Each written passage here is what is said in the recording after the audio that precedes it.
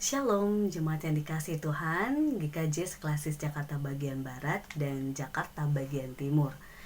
Ada satu ungkapan dari kaum milenial yang mereka mengenal istilah YOLO, yaitu singkatan dari You Only Live Once, begitu ya pengungkapannya ya, yang berarti manusia hanya hidup sekali. Yang jargon ini dipakai oleh teman-teman muda ataupun milenial untuk menegaskan bahwa gaya hidup mewah itu oke-oke aja, bersenang-senang itu oke-oke saja tanpa harus memikirkan hari esok karena hidupmu cuma sekali.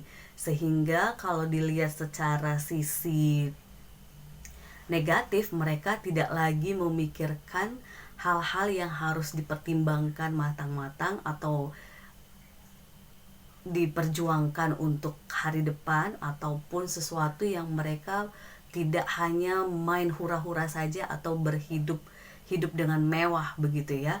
Lalu ada istilah yang lain yang saya yakin ini juga dikenal oleh para kita, baik orang tua maupun adiuswo begitu ya. Salah satu istilah Latin yang berbunyi carpe diem.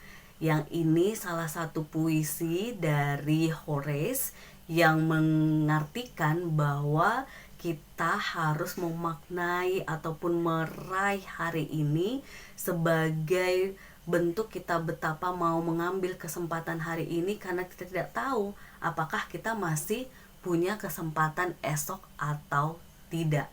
Jadi istilah Latin ini juga salah satu istilah yang tidak asing bagi kita. Jadi YOLO dan Carpe Diem hampir sama, 11-12, yang mengingatkan kita untuk memaknai hari ini dan mengambil kesempatan hari ini dengan sungguh-sungguh. Yang kalau kita mau maknai ini dengan kacamata duniawi, ini akan membuat kita jadi orang yang konsumtif ataupun orang yang sangat-sangat memikirkan hal yang boros dan sebagainya, yang jatuhnya bisa negatif. Nah, kebenaran firman Tuhan hari ini, jemaat yang dikasih Tuhan, pun kalau kita baca hanya bagian akhirnya saja, kita akan merasa diteguhkan dengan sisi dari dua jargon tadi, yaitu Matius pasal 63 ayat 34 yang berkata demikian. Sebab itu janganlah kamu khawatir akan hari besok, karena hari besok mempunyai kesusahannya sendiri. Kesusahan sehari cukuplah untuk sehari. Kalau kita baca hanya ayat 34 ini saja, jemaat yang dikasih Tuhan, bagi kita yang merayakan hidup hari per hari kita, udah, oh berarti firman Tuhan juga meneguhkan bahwa ya udah, kesusahan hari ini aja, nggak perlu mikirin besok, lusa dan sebagainya. Kita akan titik sampai di situ. Tetapi kita perlu membaca bagian ini secara lengkap supaya kita tidak main comot ayat untuk mendukung sesuatu yang padahal itu maknanya tidak sekedar seperti kita memaknai hari ini kesusahan ya udah besok nggak usah dipikirkan, bukan seperti itu ya. Tetapi kalau kita baca secara lengkap Matius pasal 6 ayat 25 sampai 34 yang berbunyi demikian. TBLAI memberi judul hal kekhawatiran. Karena itu aku berkata kepadamu, janganlah khawatir akan hidupmu, akan apa yang hendak kamu makan atau minum, dan jangan khawatir pula akan tubuhmu, akan apa yang hendak kamu pakai. Bukankah hidup itu lebih penting daripada makanan, dan tubuh itu lebih penting daripada pakaian?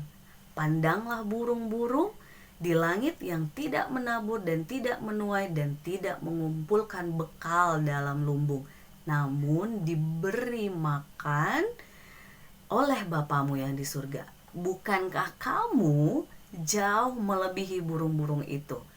Siapakah di antara kamu yang karena kekhawatirannya dapat menambah sehasta saja pada jalan hidupnya?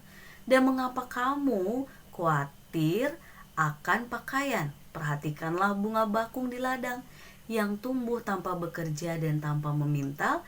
Namun aku berkata kepadamu, Salomo dalam segala kemegahannya pun tidak berpakaian indah salah satu dari bunga itu. Jadi jika demikian Allah mendandani rumput di ladang yang hari ini ada dan besok dibuang ke dalam api, tidakkah Ia akan terlebih lagi mendandani kamu, hai kamu orang yang kurang percaya? Sebab itu janganlah kamu khawatir dan berkata, apakah yang akan kami makan, apakah yang akan kami minum, apakah yang akan kami pakai. Semua itu dicari bangsa-bangsa yang tidak mengenal Allah. Akan tetapi Bapamu yang di sorga tahu bahwa kamu memerlukan semuanya itu. Tetapi, nah bagian ini jemaat yang dikasih Tuhan, mari kita cermati. Tetapi carilah dahulu kerajaan Allah dan kebenarannya, maka semuanya itu akan ditambahkan kepadamu. Sebab itu janganlah kamu khawatir akan hari esok, karena hari besok mempunyai kesusahannya sendiri. Kesusahan sehari cukuplah untuk sehari. Jadi jemaat yang dikasih Tuhan, kita diteguhkan lewat kebenaran firman Tuhan hari ini, tidak memikirkan hal-hal yang secara duniawi, pakaian, makanan, dan sebagainya. Tidak perlu khawatir untuk itu, tetapi ada kata kunci yang ditegaskan oleh firman Tuhan kita hari ini, yaitu carilah dahulu kerajaan Allah dan kebenarannya, maka semuanya itu akan ditambahkan kepadamu. Jadi jemaat yang dikasih Tuhan, wajar kalau kita itu tertarik dengan sesuatu yang duniawi dan memikirkan, tetapi Tuhan mengingatkan kepada kita bahwa kita harus melihat dan memaknai hari ini bukan dengan kacamata duniawi, tetapi dengan kacamata hikmat Tuhan, dengan kacamata rohani, bahwa kita mau mencari kerajaan Allah dan kebenarannya, sehingga segala sesuatu yang kita khawatirkan secara duniawi itu akan dilengkapi. Jadi jemaat yang dikasih Tuhan, kalau dibilang berarti carilah dahulu kebenaran, apa yang menjadi kerajaan Allah dan kebenarannya, maka apakah Bu Aban kita harus menjadi pendeta? Apakah kita harus sekolah teologi? Tidak serumit yang harus saklek seperti itu ya jemaat yang dikasih Tuhan.